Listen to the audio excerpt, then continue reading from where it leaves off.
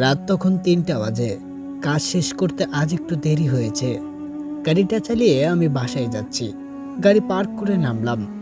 কেমন যেন আজ একটু ভয় করছে। নিস্তব্ধ সবকিছুই। একটু হাঁটতেই পিছন থেকে ইঞ্জিনের শব্দ শুনি। কে যেন গাড়িটাকে আবার চালু করছে। গাড়ির ইঞ্জিন একাই কিভাবে চালু হতে পারে? আমি গাড়িটার কাছে যেতেই বন্ধ হয়ে গেল। তারপর আমি হাঁটতে শুরু করলাম। কেমন যেন মনে হলো পিছন থেকে গাড়িটা আসছে। পিছনে তাকাতেই দেখলাম অন্ধকার, কালো ধোঁয়া আর ধোঁয়া।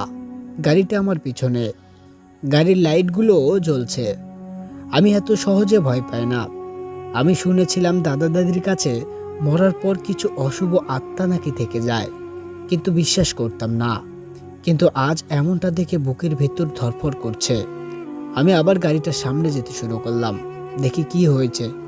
গাড়িটার সামনে যেতেই আবার আগের মতোই সবকিছু হয়ে গেল। কিছুক্ষণ থমকে ছিলাম। তারপর কানের কাছে একটি শব্দ ভেসে উঠল। কে যেন কাঁদছে। ভালো করে লক্ষ্য করি যে একটি পিচ্চি মেয়ে কাঁদছে আর হেঁটে হেঁটে কাকে যেন খুঁজছে। এত রাতে এই মেয়ে এখানে কি করে? আমি সেই পিচ্চিটার কাছে গেলাম। জিজ্ঞেস করলাম, কে তুমি? এত রাতে এখানে কি করছো? কিন্তু কোনো কথা বলল না। আমি বারবার জিজ্ঞেস করলেও পিচ্চিটা আমার দিকে তাকালো না। তারপর আমি আবার বললাম, চলো আমার সাথে। তখন পিচ্চি আমার দিকে তাকালো। এই পিচ্চির মুখে এক ভয়ঙ্কর শয়তানি হাসি। আমি এমনিতেই ভয় পাই না, কিন্তু এই ভয়ঙ্কর হাসিটা দেখে আমিও একটু ভয় পেয়ে গেলাম। আমি আর কিছু না বলে চলে আসতে চাইলাম, কিন্তু পারছি না। কোনো অজানা শব্দ আমার কানে ভেসে বেড়াচ্ছে। এমন করতে করতে পিছন থেকে এক বৃদ্ধ ডাক দিল, ওখানে কে? উনি হচ্ছেন মসজিদের মুয়াজ্জিন। আজান দিতে মসজিদে যাচ্ছে। আমি তাকে দেখে একটা শান্তির নিঃশ্বাস নিলাম। সে বলল, এত রাতে এখানে কি করছো?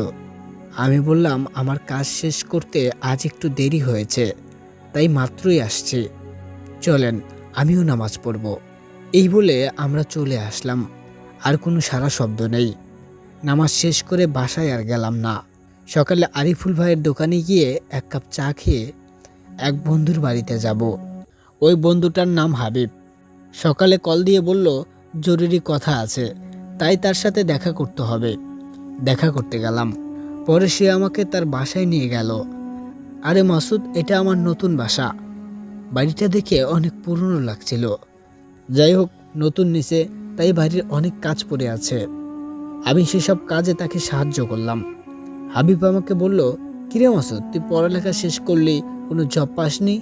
আমি বললাম, আমি যখন যে কাজ পাই সেটাই করি, এটাই আমার জব। আমি পার্ট টাইম জব করি। তখন হাবিব বলে উঠল, আমি তো তেমন বাসায় থাকি না, আমার অফিসে যেতে হয়। আমার যে বোন আছে, তার একজন টিচার দরকার। তুই তো আমাদের সময় অনেক ভালো স্টুডেন্ট ছিলি, তুই কি তামান্নাকে পড়াতে পারবি? হাবিবের ছোট বোনের নাম তামান্না, এসএসসি দেবে। আমার যখন যে কাজ সেটাই করি, তাই তেমন কথা না বলে রাজি হয়ে গেলাম। এদিকে এসব গল্প করতে করতেই ঘড়িতে দেখি রাত 11টা বাজে। বন্ধু, আমার এখন উঠতে হবে, অনেক রাত হয়ে গেছে।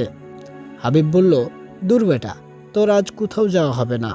রাতে খাবার খেয়ে একসাথেই আজ থাকবো। আমি না করলাম, কিন্তু হাবিব ছাড়ল না।